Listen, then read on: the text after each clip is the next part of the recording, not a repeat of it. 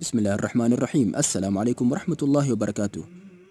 كسود بعد channelka ha ilaawina subscribe iyo like. sida caadiga ah shinadu way difaacataa gurigeeda ama hoygeeda markii khatar ku soo wajahan tahay waxayna khaniintaa shay kasta oo ku dhawaado gurigeeda mar dhifa ayay khaniintaa cayayaanka ama bini aadanka meel aan ka ahayn gurigeeda marka laga reebo xilliyada lagu soo duulo shinida hase yeeshee haddii si loo eego way dhintaan shinidu markii ay bini aadanka khaniinto.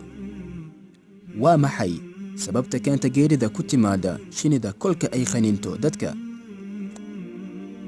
waxaa xusid mudan in shinidu inay si caadi ah u muddo ama u khaniinto cayayaan kale iyadoo dhib kala kulmin, laakiin markay ganta ku muddo dadka ama ay khaniinto maqaarka aadanaha ama xayawaanka kale kalama bixi karto ganteeda mudaca.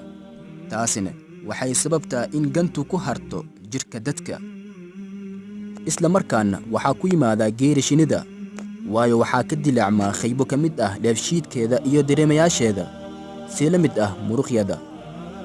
marka inta uu dhaawaca ku yimaadaan cayayaankan yar ee shinida la yiraa way khuurbaxdaa isla markaaba.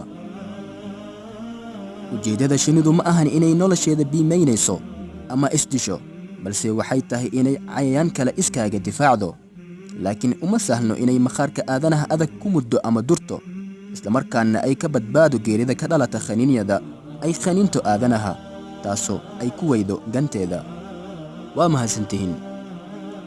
fadlan ha ilaawina subscribe iyo like.